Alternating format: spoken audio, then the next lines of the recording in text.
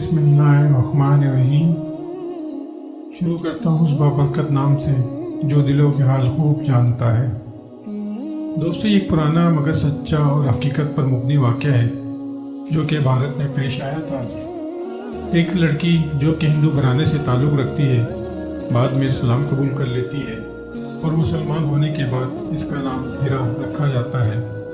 जब इसके घर वालों को पता चलता है कि हिरा ने इस्लाम कबूल कर लिया है तो इसके घर वाले हिरा पर जुल्म के पहाड़ तोड़ देते हैं। आखिरकार इसके बाप और चचा ने हिरा को ज़िंदा जला दिया। मरते मरते इस मोमिना ने अपने बाप को नसीहत की कि बाबा, मरने से पहले इस्लाम कबूल कर लेना। अल्लाह ने इसकी ये दुआ कबूल की और इसके बाप और चचा जिन्होंने इसे ज़िंदा जलाया था, इस्लाम कबूल कर लिया। हिरा ने इस्लाम कैसे कबूल किया, इसके बाप और चचा ने इसको ज़िंदा कैसे जलाया और फिर इन लोगों ने कैसे इस्लाम कबूल किया, आइए हिरा के चचा की ज़बानी पूरी दास्तान सुनते हैं। दोस्तों, वीडियो को आखिर तक सुनिएगा। एक दिल दहला देने और ईमान को ताज़ा कर देने वाला वाक़या है। लाजमी सुनिए और देखिए जब अल्लाह हिदायत देते हैं तो कैसे कैसे लोग राह रास्त पर आ जाते हैं।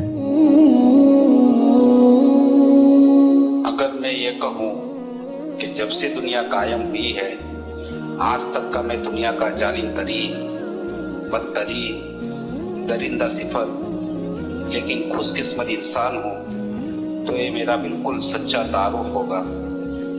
मैं जिला मुजफ्फरनगर के बुढ़ाना तहसील के मुस्लिम राजपूत अक्सरियत वाले गांव में एक अहीर के घर अब से तकरीबन 42 या 43 साल कबल पैदा हुआ।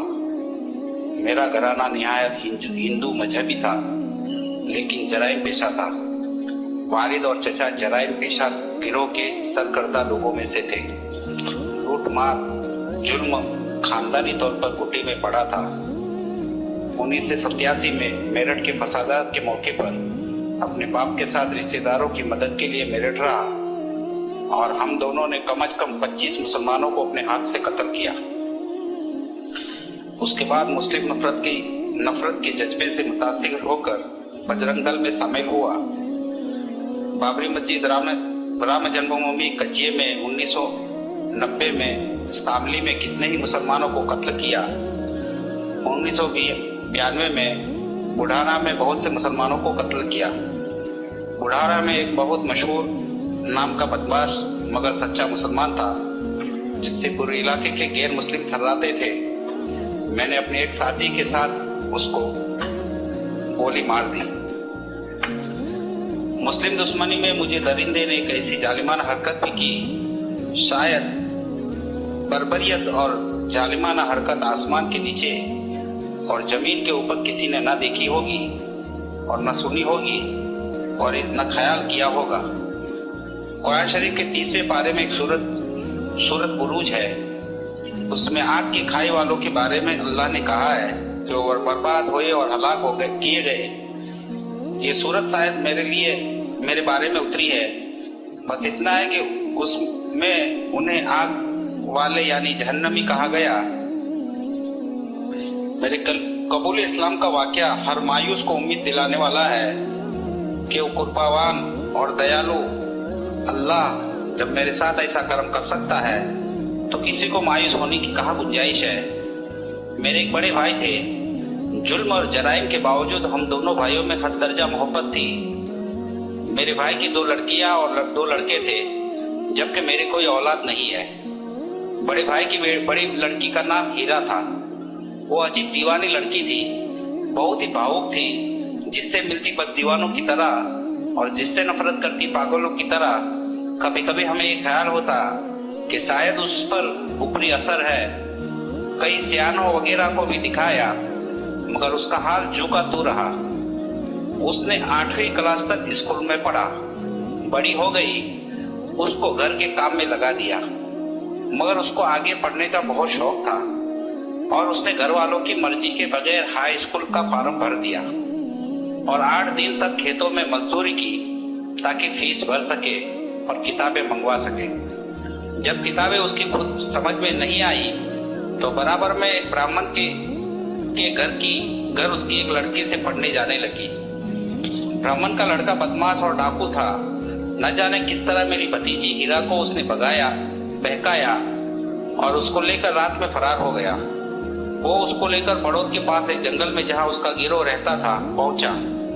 वो उसके साथ चली तो गई, मगर वहां जाकर उसे अपने माँ बाप की इज्जत जाने और उनकी बदनामी और अपनी गलती का एहसास हुआ। वो चुपके चुपके रोती थी। उस गैंग में इदरीसपुर का एक मुसलमान लड़का भी रहता था। एक रोज उसने उसे रोते हुए देख लिया। उसने रोने की वजह मालूम की। उसने बताया कि मैं कम उम्री और कम समझी में उसके साथ तो आ गई, मगर मुझे अपनी इज्जत खतरे में लग रही है और मेरे माँ बाप की परेशानी मुझे बहुत याद आ रही है।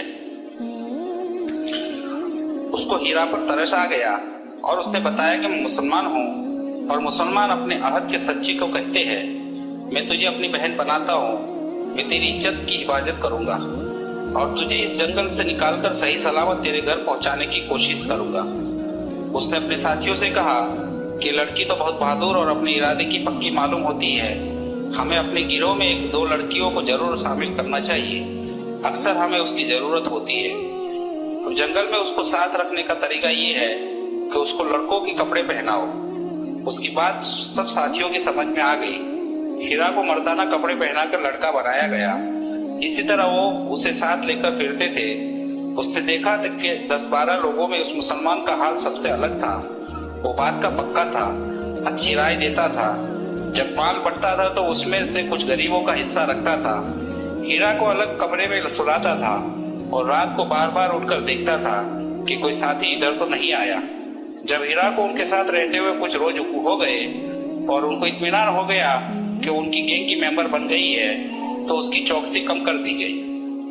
अब उसने एक रोज हीरा को किसी बहाने से बड़ौद भेजा और हीरा से कहा कि तुम वहां तांगे में बैठकर हमारे घर इदरीसपुर चली जाना और वहां जाकर मेरे छोटे भाई से सारा हाल सुनाना और कहना कि तेरे भाई ने बुलाया है और उसको बता देना कि वो यहाँ आकर ये कहे कि वो लड़की बड़ौद वालों ने शक में पकड़कर पुलिस वालों को दे दी है। हीरा ने ऐसा ही किया। उसका भाई जंगल में गया और अपने भाई से जाकर कहा कि उस लड़की को बड़ौद वालों ने पकड़कर पुलिस को शक में दे दिया है। उसने अपने भाई से कहा कि हीरा को थाने भेज दो और वो जाकर थाने में कहे कि अगर वो मुझे गांव से उठा लाया, किसी तरह मैं छूट कर आ गई हूँ, मुझे अपनी जान का खतरा है। हीरा ने ऐसा ही किया। बड़ौद थाने वालों ने बुढ़ाना थाने से रास्ता कायम किया। वहां पर उस लड़की के अगवा करने की रिपोर्ट पहले ही लिखी हुई थी। लेडीज पुलिस लेकर बुढ़ाना थाने के लोग बड़ौद आए और थाने से हीरा को लेकर हमारे गांव आए। हमने उसे घर में रख लिया, मगर ऐसी बदचलन लड़की को घर में किस तरह रखे। हीरा ने बताया कि मुझे अगरचे वो उठाकर ले गया था, मगर मैंने अपनी इज्जत की हिफाजत की है। किसी को यकीन नहीं आया। एक पढ़े लिखे रिश्तेदार भी आ गए। उन्होंने कहा डॉक्टरी करा लो। हम दोनों भाई डॉक्टरी के लिए बुढ़ाना अस्पताल उसको लेके गए और ये ख्याल था कि अगर उसकी इज्जत सलामत है तो वापस लाएंगे, वरना मारकर बुढ़ाना की नदी में डाल आएंगे। अल्लाह का करम हुआ कि डॉक्टर ने रिपोर्ट दी कि उसकी इज्जत सलामत है। खुशी खुशी उसको लेकर घर आए, मगर वो अब मुसलमानों का बहुत जिक्र करती थी और बार बार एक मुसलमान लड़की की शराफत की वजह से अपने बच जाने का जिक्र करती थी। वो मुसलमानों के घर जाने लगी। वहाँ एक लड़की ने उसको दोजख का खटका और जन्नत की कुंजी किताब दे दी।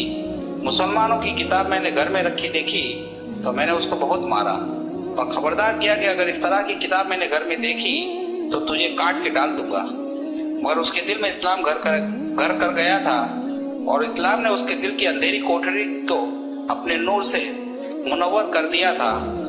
उसने मदरसे में एक मुसलमान लड़की के साथ जाकर एक मौलवी साहब के हाथ पर इस्लाम कबूल कर लिया और चुपके चुपके नमाज सीखने लगी। वो वक्त पर पाबंदी से नमाज पढ़ने लगी। मुसलमान के बाद वो शिर्क के अंधेरे घराने में घुटन महसूस करने लगी।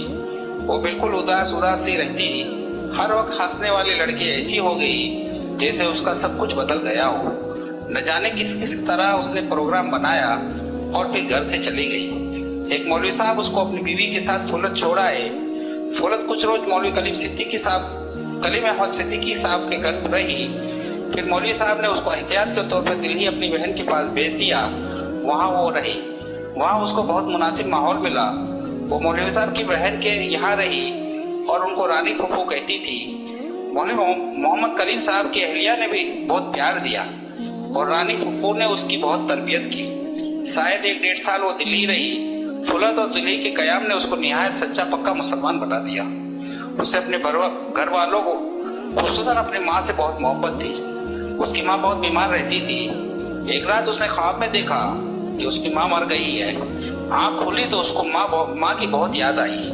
अगर ईमान के बगैर उसकी माँ मर गई तो क्या होगा, ये सोचकर वो रोने लगी और उसकी चीखें लग गई।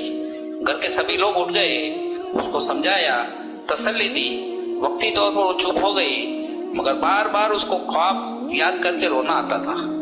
मौलवी मोहम्मद कलीम सिद्दीकी साहब को अब्बी जी कहती थी। बार बार वो अपनी माँ को याद करते और घर जाने की इजाजत मांगती, मगर मौलवी साहब ने उसको समझाते कि तुम्हारे घर वाले तुम्हें जिंदा नहीं छोड़ेंगे और मार देंगे, और उससे ज्यादा ये कि तुम्हें फिर हिंदू बना लेंगे।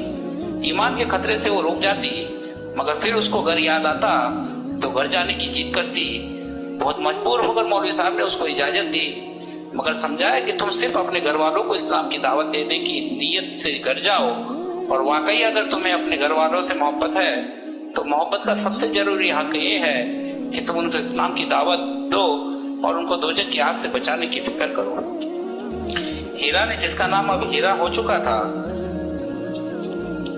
कहा कि वो तो इस्लाम के नाम से ही चिढ़ते हैं, वो हरगिज इस्लाम नहीं कबूल कर सकते। उसने घर में बताया था कि मौलवी साहब ने कहा कि जब अल्लाह ताला उनके सीने को इस्लाम के लिए खोल देंगे तो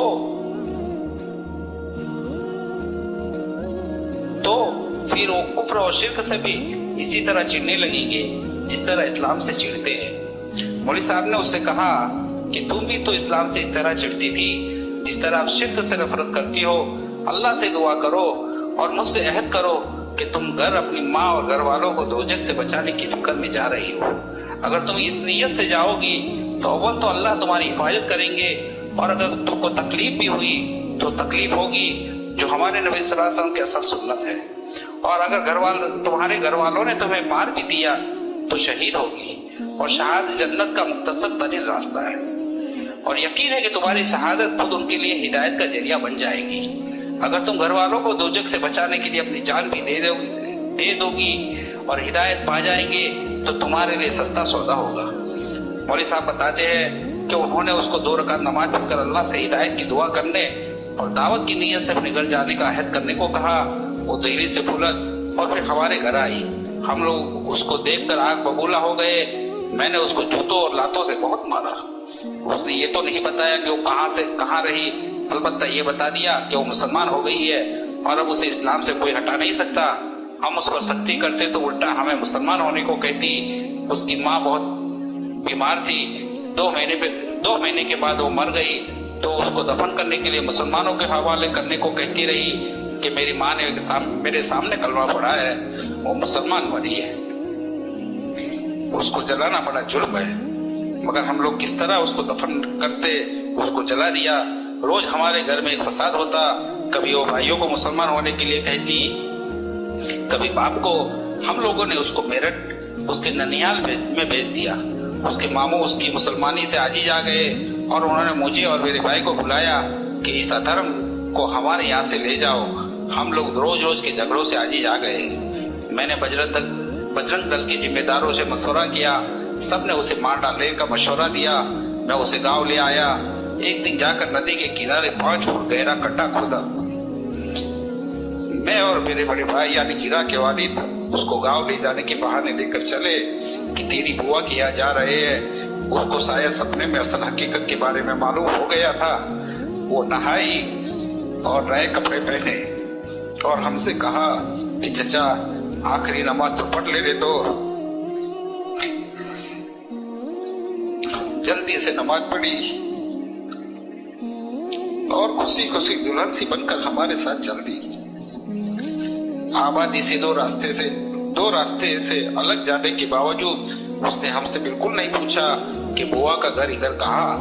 नदी के पास बिल्कुल पास जाकर उसने हंसकर अपने बाप से पूछा, आप मुझे बुआ के घर ले जा रहे हैं या पिया के घर? किस दिल से पूरी करूं ये दास्तां? पूरी तो करनी ही है। मेरे थैले में 5 लीटर पेट्रोल था। हीरा का हकीकी बाप और मैं जालिम चचा दोनों के साथ वो सच्ची मुमना और आशिका हम उसको लेकर गड्ढे के पास पहुंचे जो एक रोज पहले प्रोग्राम के तहत खोदा था। इस दरिंदे चचा ने एक अगर उस फूल सी बच्ची को इस गड्ढे में धक्का दे दिया कि तू हमें नरक की आग से क्या बचाएगी, ले खुद मजा चख नरक का। गड्ढे में धक्का देकर मैंने उसको ऊपर सारा पेट्रोल डाल दिया और माची जलाई। मेरे बड़े भाई यानी हीरा के वालिद बस रोते हुए उसको खड़े देखते रहे।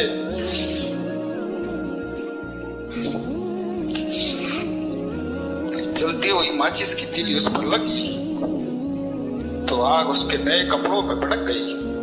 वो आग लगते ही वो खड़े में खड़ी हो गई और जलती आग में हाथ आसमान की तरफ उठाकर चीखी,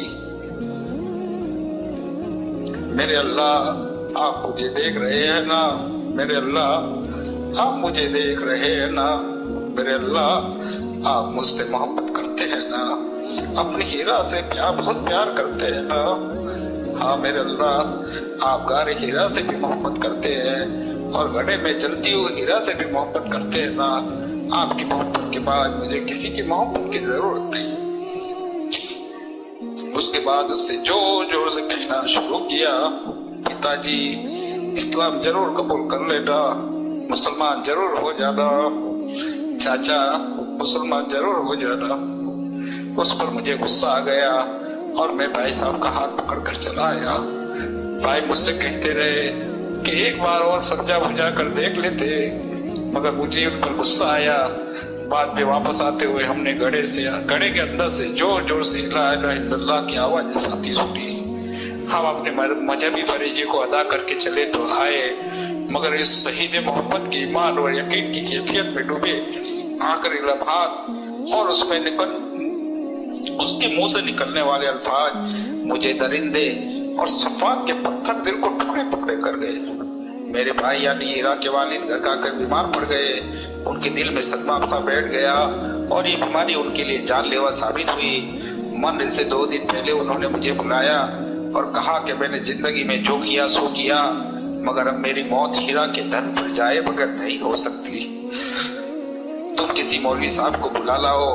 मैं भी भाई साहब के हाल की वजह से टूट गया था। हमारे यहाँ मस्जिद के इमाम साहब मिल गए, उनको लेकर आया।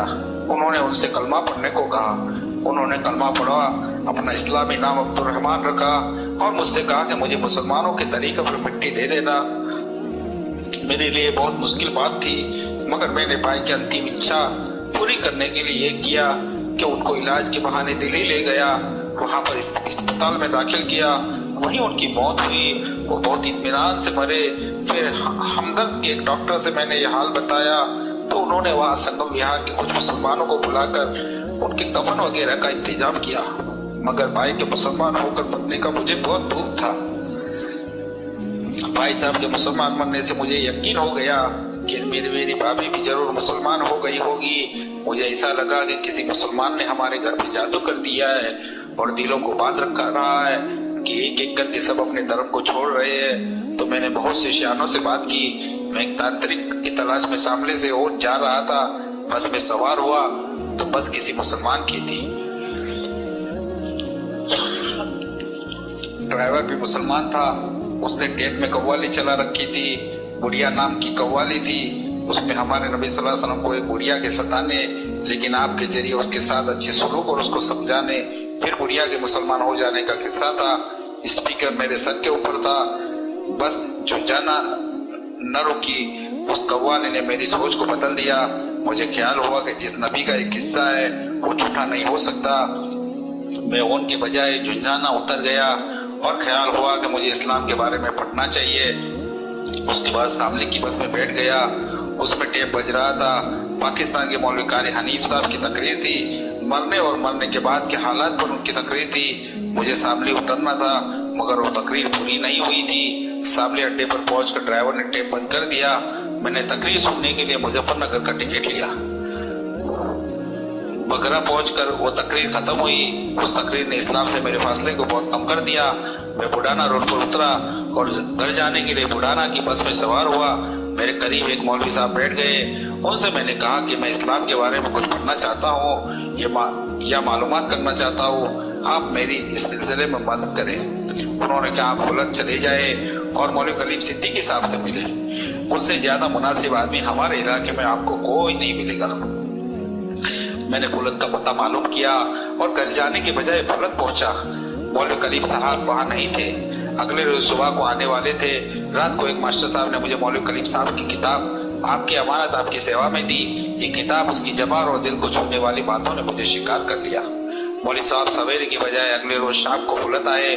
मैंने मगरिब के बाद उनसे मुसलमान होने की ख्वाहिश का इजहार किया और बताया कि मैं मालूमात करने आया था, मगर आपकी अमानत ने मुझे शिकार कर लिया। मौलवी साहब बहुत खुश हुए। 31 जनवरी 2000 को मुझे कलमा पढ़ाया, मेरा नाम अब्दुल्ला रखा। रात को मैं वहीं रुका। मैंने मौलवी साहब से 1 घंटे का वक्त मांगा और अपने जुल्म और बर्बरियत के नंगे नाच की कहानी सुनाई। मौलवी साहब मेरी भतीजी हीरा की कहानी सुनकर देर तक रोते रहे और बताया कि हीरा हमारी आई रही और मेरी बहन के पास दिल्ली रही। मौलवी साहब ने मुझे तसल्ली दी कि इस्लाम पिछले सारे गुनाहों को खत्म कर देता है, मगर मेरे दिल को इत्मीनान न हुआ कि इस दर्जे सफाकी और बर्बरियत के किस तरह माफ किया जा सकता है। मौलवी साहब मुझसे कहते थे इस्लाम से सारे पिछले गुनाह माफ हो जाते हैं। आपने इतने मुसलमानों को कत्ल किया, अब अपने दिल को इत्मीनान के लिए आप कुछ मुसलमानों की जान बचाने की कोशिश करें। कुरान ने कहा कि नेकियां गुनाहों को जाहिल कर देती है।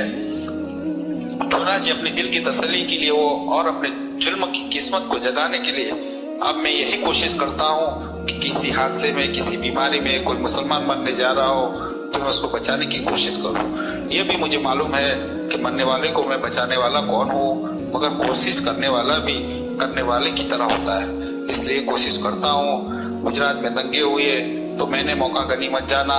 मेरे अल्लाह का करम है कि उसने मुझे खूब मौका दिया। मैंने वहां पर हिंदू बनकर बहुत से मुसलमानों को महफूज जगह पर पहुंचाया।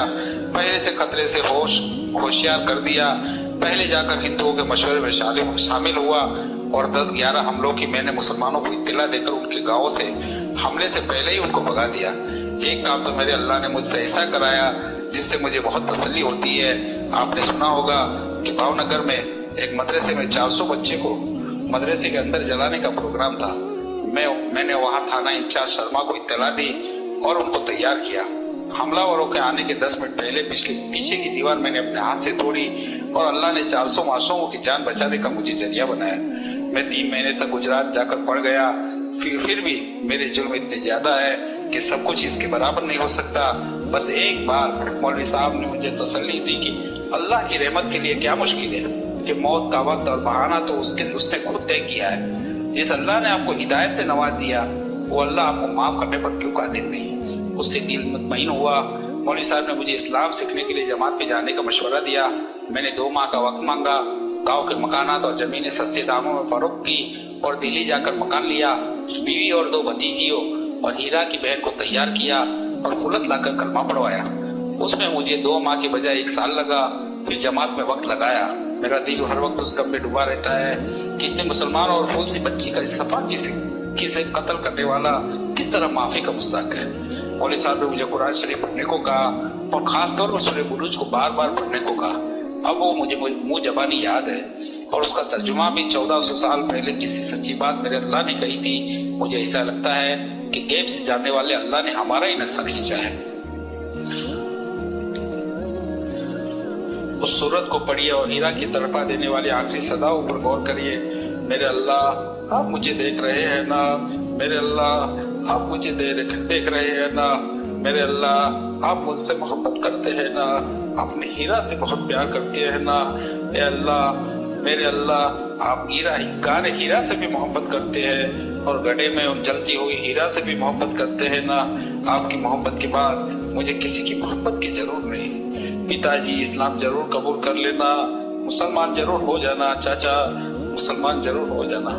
अल्लाह ताला से दुआ है कि मुझसे कोई ऐसा काम जरूर करा दे जिससे मेरा दिल मुतमईन हो जाए कि मेरे मजालिम की तलाफी होगी। वाकई कुरान की इस फरमान में मुझे ऐसे लाइलाज मरीज के लिए बड़ा इलाज है कि अच्छाई या बुराई को जाहिल कर देती है। इसलिए गुजरात फसादात में कुछ मालूम मुसलमानों की मदद और जान बचाने की कोशिश से मेरे दिल को बड़ी तसल्ली हुई।